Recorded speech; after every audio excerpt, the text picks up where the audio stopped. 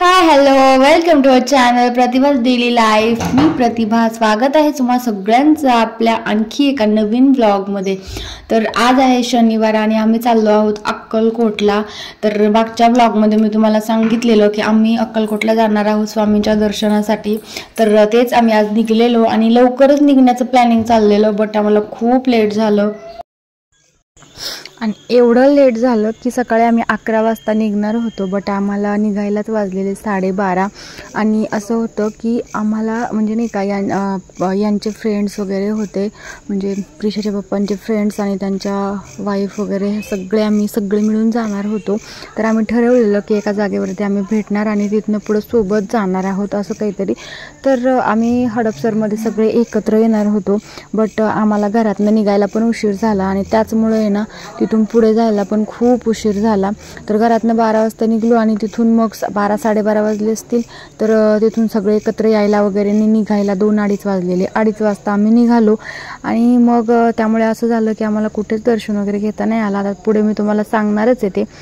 आणि मग चाललो होतो तर प्रिशानं तर मला वाटलेलं की अरे यार खूप त्रास देणार आहे, आणि एवढा खूप जास्त पण काय त्रास दिला नाही, बट आता किती केलं तरी लहान मुलांचं कसं असतं ना, तसं थोडाफार त्रास तर देतातच ते।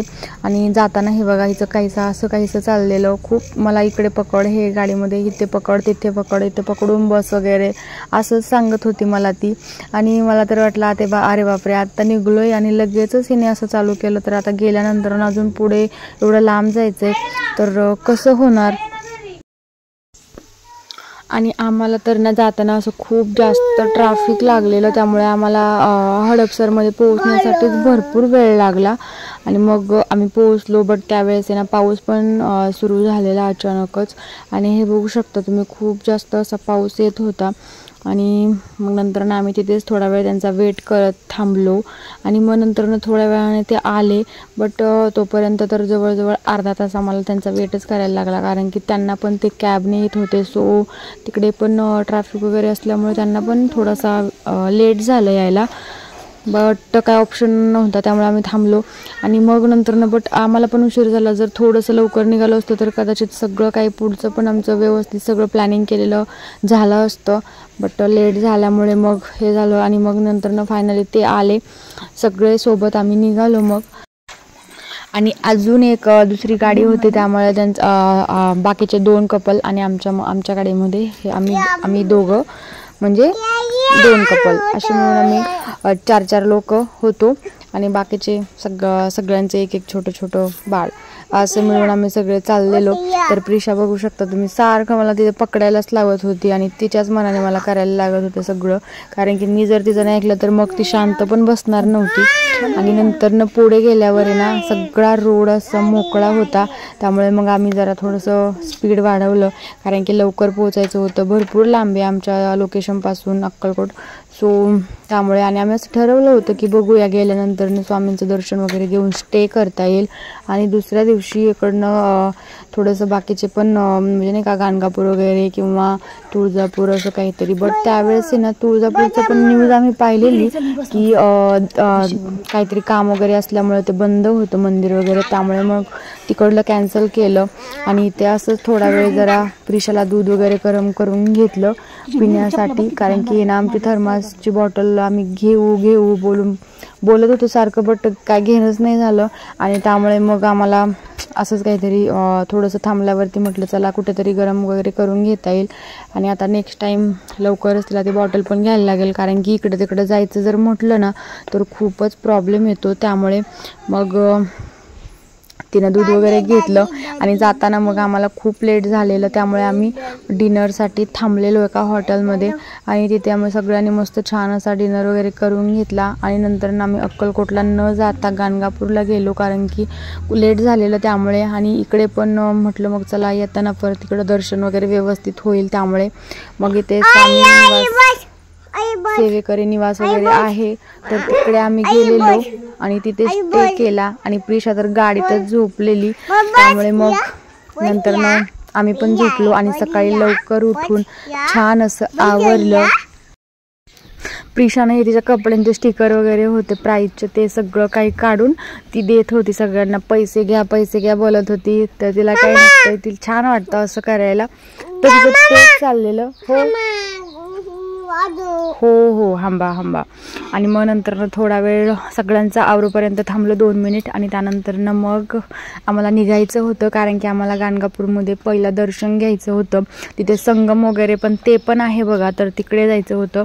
तिथे पण एक मंदिर वगैरे आहे, तर तिथे नाही का लोक आंघोळ करतात, पण जस्ट आपलं तिथे जाऊन पाय वगैरे धुवून दर्शन घेऊन आलं तरच मग तिथलं म्हणजे नाही का गाणगापूरचं दर्शन घेतलेलं ते म्हणजे आता काय बोलायचं समजून घ्या. तर तसं असतं ते. त्यामुळे आम्हाला तिथे आम्ही संगम आहे तिकडे गेलेलो, तिकडे जायचं होतं.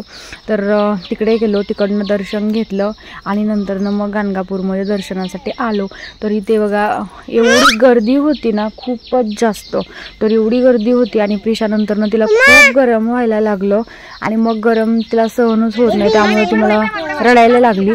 आणि तिकडे ती आईस्क्रीम चॉकलेट मागत होती, पण ते तर काही नव्हतं. त्यामुळे मग आम्ही डायरेक्टली खाली घेऊन आलो तिला बाहेर आणि दर्शन घेतलं आम्ही खाली आल्यावर. आणि नंतर तिला एक छोटा बलून घेऊन दिला. तर याच्यामध्ये ती खूप घाबरत होती आणि तिला नकोच वाटत होतं खेळायला तिथे. मग तिच्या बाबांनी तिला उचलून घेतलं आणि मग नंतर आम्ही थोडा वेळ इथे गाडीत जाऊन बसलो. आणि नंतर सगळे आल्यावरती आम्ही परत रिटर्न निघालो. आम्हाला जायचं होतं अक्कलकोटला आता. आणि हे बघा प्रिशाचं आमच्या काय चाललंय. तर बाकी लोक दर्शन घेत होते, त्यामुळे आम्ही त्यांचा वेट करत थांबलेलो. मग सगळे आल्यानंतर लगेच आम्ही अक्कलकोटसाठी निघालो, कारण की खूप लेट झालेलं. आणि मागच्या वेळेस पण आलेलो आम्ही, तेव्हा पण आमचं स्वामींचं दर्शन नव्हतं झालं. त्यामुळे म्हटलं नाही लवकरच जायला पाहिजे, ऑलरेडी आम्हाला खूप लेट झालेला.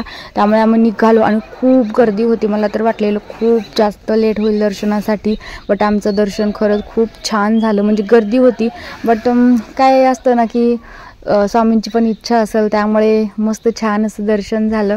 आणि प्रिशाचं तर आम्ही नाही का तिथे जवळ जाऊन स्वामींच्या चरणावरती डोकं ठेवून दर्शन घेतलं तिचं, त्यामुळे तर खूप छान वाटलं. आणि हे बघा तो तिथे भेटलेला तो हार वगैरे ही असं गळ्यात घालून फिरत होती, तिला तर खूपच छान वाटत होतं. आणि मग नंतरनं एवढी सगळी बघू शकता तुम्ही, इतकी गर्दी होती ना बाहेर सुद्धा, आतमध्ये सुद्धा खूप जास्त. आणि हिला चालायचं होतं, तर इकडे हे प्रसादासाठी वगैरे नाही का रांगा लागलेला, एवढी मोठी रांग होती. त्यामुळे आम्ही काय तिथे प्रसाद घेतला नाही, कारण की आम्हाला रिटर्न पण यायचं होतं परत. त्यामुळे म्हटलं जाऊ द्या असू द्या, नेक्स्ट टाईम नक्की घेऊया. कारण की मागच्या वेळेस आम्ही आलो होतो त्यावेळेस आमचं दर्शन नव्हतं झालं, आम्ही बाहेरूनच दर्शन घेतलं आणि मग त्यावेळेस प्रसाद घेतला. तर यावेळेस दर्शन झालं आणि मग आम्ही परत रिटर्न यायला निघालो, कारण की तिथेच आम्हाला खूप जास्त लेट झालेला. त्यामुळे घरी पोहोचायला पण खूप लेट होणार होता, कारण की सगळे वेगवेगळ्या लोकेशनवरून आलेले. त्यामुळे सगळ्यांना स्वतःच्या घरी पोहोचायला किंवा नंतरनं परत मंडे होता, त्यामुळेच कामाचा दिवस, त्यामुळे लवकर पोहोचणं गरजेचं होतं. आणि एवढ्या लांबच्या प्रवासामध्ये थकून पण खूप जातं, त्यामुळे आरामाची पण थोडीशी गरज होती. त्यामुळे आम्ही निघालो. आणि हे बघा ते प्रिशाचं काय चाललेलं काकासोबत. येताना आम्ही लंच करायला थांबलेलो हॉटेल निसर्ग येते, सोलापूरच्या थोडंसं पुढेच आहे ते. तर तिथे ना एकदम छान अशी जेवणाची क्वालिटी, क्वांटिटी आणि टेस्टसुद्धा एकदम छान होती. तिथे आम्ही खवापोळीसुद्धा ट्राय केली आणि तिथे छान असं गार्डन होतं, तिथे प्रिशाने सुद्धा खूप जास्त एन्जॉय केलं. भेटूया अशाच नवीन ब्लॉगमध्ये.